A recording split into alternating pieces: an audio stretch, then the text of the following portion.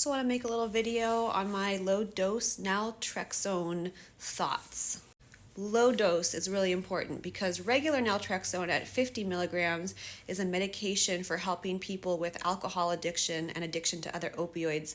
At that dose, it's an opioid blocker in the brain, so it prevents the euphoria and effect of those types of drugs. It's been found that at micro doses and low doses, let me do math, hold on. 0.5 to 4.5 milligrams, but up to 10 milligrams. So doses that are a 50th at 1 milligram, or a 10th at 10 milligrams, or a 20th of the dose for addiction. It works essentially as an endorphin. It creates more endorphins in the body. Endorphins, I don't really know. But as you may or may not know, endorphins, let's go with that one, can have a pain reducing effect and have other positive effects on the immune system. So it's a great organization called the Low Dose Naltrexone Research Trust. And they also have a Facebook page that's very informative. So I'm going to talk about how this medication has helped me and also the things that I see that are going wrong for people. And that's the main reason why I'm making this video, because it just drives me crazy and breaks my heart when I see the stories of people being prescribed this medication incorrectly by their doctors for chronic pain. So the worst thing I see happening is people's uninformed pain management doctors just prescribing them 50 milligrams of low-dose naltrexone, and people taking it and being like, oh my God, I feel horrible, which I can't even imagine, since when I first started, it was at 1.5 milligrams, and my pain doctor was like, well, that should be fine because it's a very tiny fraction of the original dose. That's just not how it works. At 1.5 milligrams, I felt pretty bad on it. So the key with starting low-dose naltrexone is to start really, really slow and really, really low at a dose that you don't really feel a lot of, and to start slowly building up. So I was originally prescribed 1.5 milligrams and I felt like crap. I felt like jittery and on edge, but also completely fatigued and exhausted and depressed. So I went and I researched and I talked to people on the Facebook page, and they're like, no, you should start at 0.5 milligrams. And some people maybe need to start even lower, like 0.1, or for me, 0.5 was good enough.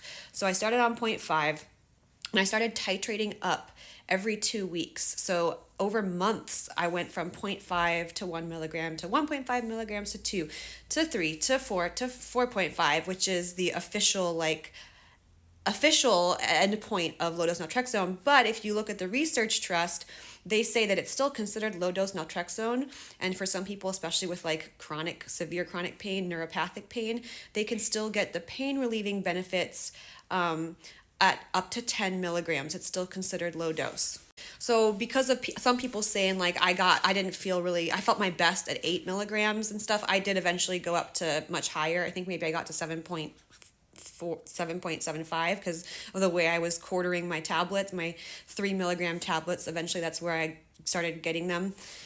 And then I ended up going back down because I wanted to start trying things like kratom, which is an opioid. It functions on opioid receptors. So the low-dose naltrexone does wear off during the day or in an hour, in a cycle. The half-life is, I can't give you the official number, but it's kind of short. It's within 24 hours. So you can actually, according to some people, look it up, take opioids at a low dose. You really cannot and shouldn't be taking regular dose opioids ever with this medication, because it can cause something called precipitated withdrawals, or essentially the withdrawal effect of an opioid if you've been on opioids for a long time. This is a barrier for a lot of chronic pain patients to starting LDN, because they have to get off their opioids or get way, way lower in order to start it. And I understand that must be really difficult. No one ever really allows me to try opioids, so I didn't have that problem going into it. But like I said, I decided to kind of cap it. I'm at 6 milligrams a day now. Another thing to know about this is I didn't really think it was helping me. I did notice that I had more energy from it. It worked almost like an antidepressant for me. But one thing is that the conventional older wisdom of taking LDN was that you should take it at night. And then this was supposed to then, when you wake up, it's going to have the more pain relieving effects.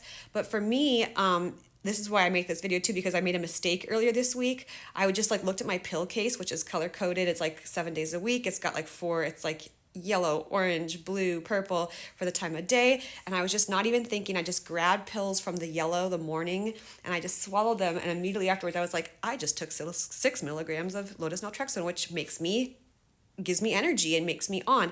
And I didn't sleep at all night. So I think this is really important because if you're getting a pain doctor who doesn't really dive into the LDN world, they might tell you to take it at night and then you might take it and be like, I can't sleep on this medication, I can't take it. But it's actually perfectly valid to take it in the morning. And for me, that's been very effective in terms of giving me maybe 6 to 7 hours of energy and some pain relief. But I will say what I was just going to say, I don't script these, I just talk, otherwise it'd be too stressful and I would never make any videos ever, so I'm sorry that my videos are kind of long and disorganized. But I stopped taking low-dose naltrexone at one point, and after a few days, and I did it so I wanted to try some opioid medications that I had stashed away from old surgeries, and I had more pain. And I also had less energy, and I just felt crappy. And so I learned, and I've actually gone off of them multiple times and then restarted them, I learned that they were helping me. They were lowering my pain and they're improving my energy levels and my mental health. So I really suggest everyone try this medication if you can. I also believe I read that, it actually prevents you, if you're taking very low doses of opioids, it prevents tolerance and it manages tolerance, the way it works on your receptors in your brain. I'm not a doctor and this isn't medical advice, and everything I say, I more than welcome people to research and double check and confirm on the official sources. But my personal experiences are like, start really low. If it didn't work when you started it and you felt horrible, go lower, go to 0.1 milligram. Another thing is the cost. Some people are getting it from a local compounding pharmacy, and the cost is too expensive for them. And there's some really great pharmacies that kind of specialize in this. I just love Belmar in Colorado. I'm not getting paid for saying that. They are really friendly and nice. They ship at a low cost, and I can get like 3 months supply for under $100. Whereas my pharmacy in LA was charging me something crazy, like over $100 for a month's supply. You can get like tablets made with more milligrams, and then you can use a pill cutter to cut them and make it even cheaper. But the very cheapest way is to get your insurance. Most insurances will cover regular naltrexone at 50 milligrams. And you can dissolve it in water, and then you can get the milliliters of water right so that you can use a syringe and just get 1 milliliter, which would equal 1 milligram. I haven't personally done that myself. But that's another option, and that would be really, really inexpensive. Another thing people seem to struggle with is finding someone to prescribe this appropriately. It just breaks my heart when people are like, my doctor refuses to prescribe it at a lower dose. It's just terrible. There are doctors and clinics that you can go online, and that's all they do, is that they'll prescribe low-dose naltrexone.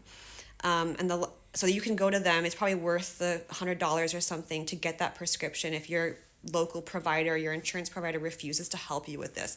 And the main reason I'm making this video is because of all the drugs that are out there, all the drugs they throw at us, disgusting medications like the tricyclic antidepressants, amitriptyline that makes you a zombie, gabapentin that makes you a zombie, drugs that work like clonazepam and stuff, but they all have risks of dependence and tolerance. And I've been on low-dose naltrexone since 2021, so for almost 3 years. And this is one of the only medications I've ever experienced that you can just stop at any time. If you forget a dose, nothing happens, nothing bad happens. There's no withdrawal symptoms. All I feel is an increased pain level, and my body feels like more aches and pains, and I feel less energy. It's just kind of like how I would feel if I wasn't taking the medication. There's no like backlash to running out unexpectedly or quitting, which I think is just amazing. It's also not like owned by any big pharma companies, which is why you have to get it at a compounding pharmacy in a low form. Sorry, this was another long video, but if you have any more questions about LDN, feel free to comment and ask them. And also I would suggest that you look for the Low Dose Naltrexone Research Trust Facebook page, where there's just a bunch of really nice people, some amazing stories of people with like autoimmune diseases that have gone into remission with LDN. I guess I don't really have a major autoimmune component, or at least I don't know. It's helping me though. It's totally helping me a little bit, and that's worth something.